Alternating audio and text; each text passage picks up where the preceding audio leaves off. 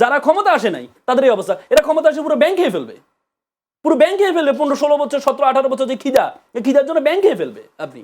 তো মানুষ অসহ্য হবে না, সে অসহ্য হয়ে মানুষ অল্টারনেটিভ হিসাবে কিছু মানুষ জামাতকে পছন্দ করে ভোট দিবে, আর কিছু মানুষ বিএনপির বিরুদ্ধে অসহ্য হয়ে অল্টারনেটিভ হিসাবে জামাতকে ভোট দিবে। পোস্টাল ব্যালটগুলো তো যদি বলি এখন ভোট দিয়ে অনেকটা চলেও এসেছে, আমি যতটুকু যে 5 লাখ সামথিং হয়তো এখন বাংলাদেশে চলে এসেছে। উনি যেটা বললেন যে অনেকে ধানের শীষে দিয়েছে, অনেকে নাতে টিক দিয়েছেন, ভিডিওগুলো বেশ প্রকাশিত হয়েছে। এখন এটাকে মানে ভুল হলো কিনা সিদ্ধান্তটা, যে এতদিন পর যে মধ্যপ্রাচ্যে যে ভোটগুলো, বিভিন্ন দেশে যে ভোটগুলো, সেগুলো তো অনেকটা না তো পড়েছে, তাহলে একটু মানে ক্ষতি হলো কিনা গণভোটের জন্য, বা বিএনপির দেরিতে সিদ্ধান্ত? এটা আমি জানি না গণভোটের ক্ষতি হলো না বিএনপির ক্ষতি হলো। জি, আর গণভোটের ক্ষতি হলো, গণভোটে না গণভোট তো হ্যাঁ সবাই চায় না, সবাই আপনি বলতে পারেন না সবাই চায় না, তারেক রহমান যেটা চেয়েছে আপনি সবাই জানেন আমি চাই কিনা। না, আপনি না, যেহেতু দুইটা সাথে বড় একটু দল, বলেন আপনি চান কিনা? দুইটা বড় দল, দুইটা বড় দল বলেন যেহেতু আপনি। চায়, সরকার লোক, যেহেতু চায়। পৃথিবীতে এই বাংলাদেশে এই প্রথম কোন গণভোট 20% না দিয়ে নির্বাচনে যাচ্ছে। আপনার ভোট হবে 80%, কারণ অলরেডি আওয়ামী লীগের যে 20% ভোট আছে বলে আমরা বিশ্বাস করি, তারা যাবেই না ভোট দেওয়ার জন্য। সো না ভোট 20% অলরেডি কাস্টেড অবস্থায় যাচ্ছে গণভোটে। এখন বাদবাকি 80% ভোটের মাধ্যমে ডিসাইড হবে যে এখানে হ্যাঁ ভোট জিতবে না ভোট জিতবে। এই 80%-এর মধ্যে বিএনপির আছে 35%, জামাতের আছে 20%, এনসিপির আছে 7%, সব মিলে আমি বলছি। আর সুইং অর্থাৎ সিদ্ধান্তহীনতায় আমার মতো আছে আরও অন্তত 25%। তো সব মিলিয়ে 20% না ভোট অলরেডি কাস্ট হয়ে গেছে, আপনাকে মেনে নিতে হবে। বাকি 80%-এর মধ্যে জিনিস হবে। সো যেই ভোট অলরেডি 20% কাস্ট হয়ে যায় না, সেইটার জয়ী হয়ে আসার সম্ভাবনা খুব ক্ষীণ থাকে। এটা হলো আমার হিসাব বলে। আপনারা যদি বলেন যে না 20% আওয়ামী লীগের ভোট নাই, তাহলে আবার এই হিসাব মিলবে না। বাট আমি যেহেতু মনে করি যে 15 থেকে 20% ভোট আছে, অবশ্যই আছে, সুতরাং তারা যাবেই হচ্ছে এই কেন্দ্রে ভোট দেয়। এখন বিষয়টা হলো যে এখানে বিএনপির লাভ হলো না লস হলো, দেখুন আমি ক্রমাগত বলছি, বিষয়টা হলো গণভোটকে আমি একটা লেবুর মতো দেখি। লেবুটাকে যদি আপনি কসলান বেশি, তিতা হয়ে যাবে। বাংলাদেশের জনগণের 95% মানুষ তারা বুঝে না সংস্কার কি, তাদের কোনো মাথা ব্যথাই নেই যে আমার উচ্চকক্ষ হবে না নিম্নকক্ষ হবে। তাদের মাথা ব্যথা 3টা জায়গায়, একটা হলো 5 বছর পর পর নির্বাচনটা হবে কিনা, আমি যে ভোট না দিলেও আমার ভোটটা দিয়ে যাওয়া হয়ে যাবে কিনা, আমার রাতের বেলা ভোট নিয়ে আমি তুমি যেন 5 বছর পর পরে আমার দুয়ারে আসো, আমার কাছে তুমি বাধা থাকো, এটা আমি চাই। এটাই আমার কাছে গণতন্ত্র। ওইটা তো গণভোটে তো আছে, হ্যাঁ হ্যাঁ এর পক্ষে আমি সেটাই বলছি।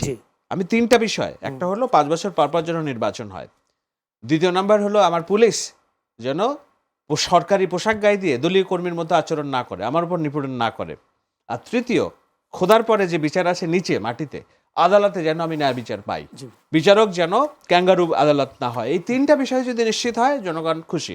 আর এই যে ডাল চাল কম, পণ্য কম রাখো, আমার ছেলেটা যে পড়াশোনা করতেছে ওরা একটা চাকরির ব্যবস্থা করো, এবং আমি যেন শান্তিতে থাকতে পারি, আমার মেয়েটা বাইরে যাচ্ছে কেউ যেন আক্রমণ না করে, আইন শৃঙ্খলা পরিস্থিতি। সো এর কোনটা বিএনপি দল হিসেবে এটার বাইরে অবস্থান নিয়েছে? তারা কি 5 বছর পর পর নির্বাচন তত্ত্বাবধায়ক সরকার ব্যবস্থার বাইরে অবস্থান নিয়েছে? তার প্রশ্ন যদি গণভোটে হ্যাঁ থাকে, এক্স্যাক্টলি। তারা কি বিচার অঙ্গন সংস্কারের বাইরে রেখেছে? পুলিশকে যে সবার জন্য করা হবে শান্তি স্থিতিশীলতা বজায় রেখে এটা বাইরে রাখা হয়েছে? তরুণদের জন্য 1.5 কোটি তরুণের কর্মসংস্থান, $1 ট্রিলিয়ন ইকোনমি, এগুলো কি তারা বাইরে এগুলোর বিরুদ্ধে বলছে? সুতরাং তারা কেন গণভোটে নার পক্ষে প্রচারণা করবে? ওয়াই? কিন্তু করেছেন তো, করেছে পেরিফেরিয়াল থেকে। যেমন আমি যদি চট্টগ্রাম বিএনপি নেতা নাজিমুর রহমান, যিনি সচিব একেবারে মহানগরে, তিনি না ভোট দেওয়ার জন্য একেবারে ফেসবুকে পোস্ট দিয়েছেন। Is he leading the BNP? অবশ্যই চট্টগ্রাম মহানগরের সদস্য একটা মহানগর সেক্রেটারি, সেক্রেটারি। কিন্তু আমি তো জানি পার্টির অবস্থান থেকে সালাউদ্দিন আহমেদ, মির্জা ফখরুল ইসলাম, মিডিয়া সেল ক্রমাগতভাবে তারা গণভোটের পক্ষে হ্যার পক্ষে কথা বলে গিয়েছে। না আমরা সংস্কারের পক্ষে। এখন ওনারা ইস্যু বানাচ্ছেন জামাত এবং এনসিপি যে বিএনপি সংস্কার বিরোধী। এটা তো নতুন আলাপ না, পুরাতন আলাপ। আমি তো বলছি এনসিপি এখনো এই জুলাই সনদে স্বাক্ষরও করে নাই, অথচ they became the biggest mouthpiece of গণভোট। বিএনপি সংস্কার চায় না। আরে বেটা তুই তো স্বাক্ষরও করিস নাই এখনো, তুই স্বাক্ষর কেন করিস নাই? তোরা তো জবাব দে, এটা স্বাক্ষর না করবি তোরা, তারপর না বলবি যে ও স্বাক্ষর করছে কিন্তু ও আমার এগেনস্টে চলছে। This is mockery. জামাতের সাথে থাকতে থাকতে এনসিপির পোলাপানগুলো মুনাফিক হয়ে গেছে। এনসিপির একজন থাকলে হয়তো জবাবটা দিতে পারতো। আর একটা সেটা হচ্ছে জরিপে দেখলাম কালকে, জরিপে 47% মানুষ তারেক রহমানকে প্রধানমন্ত্রী চান, এবং সেই সাথে যদি বলি 22.5% প্রধানমন্ত্রী চান শফিকুর রহমানকে। তাহলে মোটামুটি বিএনপি তো সামনে প্রধানমন্ত্রী হয়ে যাচ্ছেন, এটা জরিপটাকে আপনি যদি বিশ্বাস করেন তাহলে তো হয়ে যাচ্ছেন। তাহলে বিএনপির আর কোনো চিন্তা তো নাই মনে হয়। না, এটা অ্যাবসলিউটলি বলা যাবে না। দেখুন, কোনো নির্বাচনে যদি আমি আজকে বলি যে বিএনপি কালকে সরকার গঠন করবে, মামুনরা কালকে এই নির্বাচন থেকে সরে দাঁড়াবে, বলে আমাদের এই নির্বাচন করার দরকার নাই, ও তো জিতে গেছে। সো নির্বাচন অলওয়েজ হ্যাজ টু বি, জামানত তো বলে তারা জিতবে, হ্যাঁ তারা ক্ষমতায় যাবে, এই কনফিডেন্সটা তাদের দরকার। Election always has to be a winning issues for all. কারণ হলো আমারও বিশ্বাস থাকতে হবে যে আমি জিততে পারি, আরেকজনের বিশ্বাস থাকতে হবে আমি জিততে পারি, দেন পাবলিক উইল ডিসাইড যে হু উইল বি উইনিং। এখন আমার যদি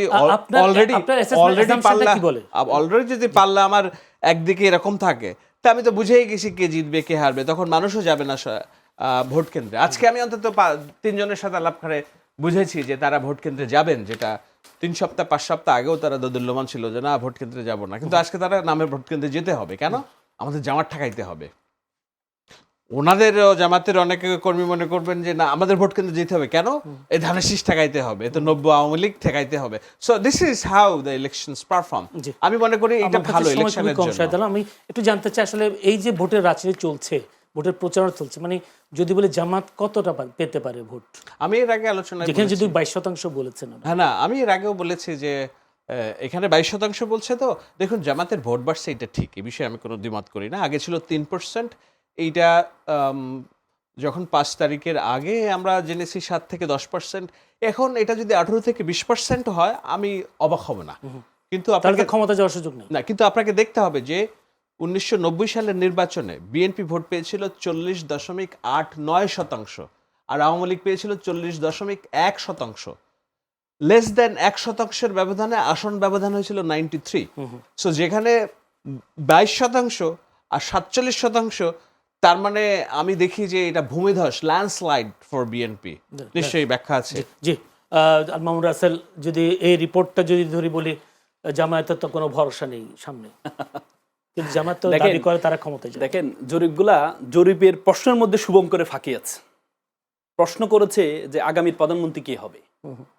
আমাকে যদি জিজ্ঞেস করেন আমিও বলবো যে কি বলে ক্ষমতা কে আসবে, আমি বলবো বিএনপি আসবে। কিন্তু আপনি যদি বলেন আপনি কাকে ভোট দিবেন, তাহলে আমি কি বলবো আমি বিএনপিকে ভোট দিব?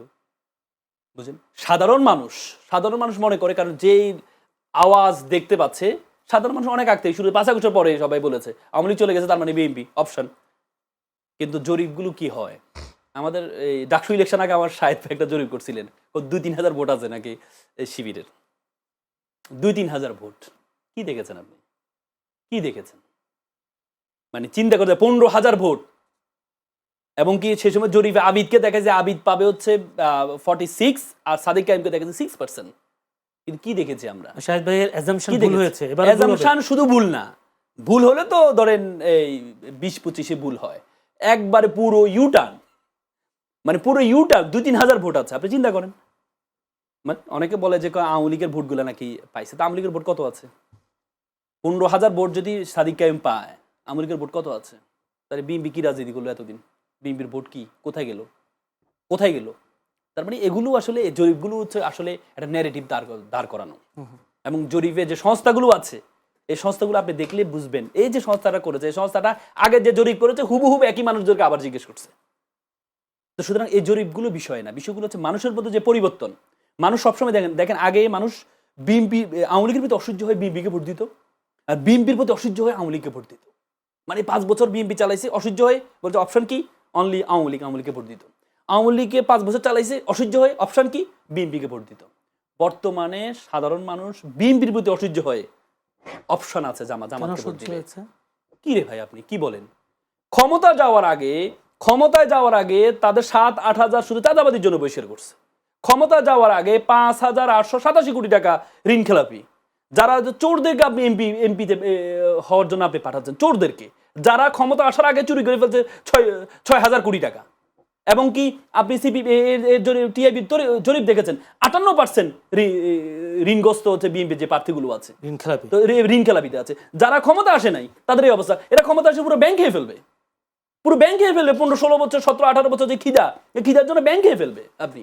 তো মানুষ অসহ্য হবে না, সে অসহ্য হয়ে মানুষ অল্টারনেটিভ হিসাবে কিছু মানুষ জামাতকে পছন্দ করে ভোট দিবে, আর কিছু মানুষ বিএনপির প্রতি অসহ্য হয়ে অল্টারনেটিভ হিসাবে জামাতকে ভোট দিবে।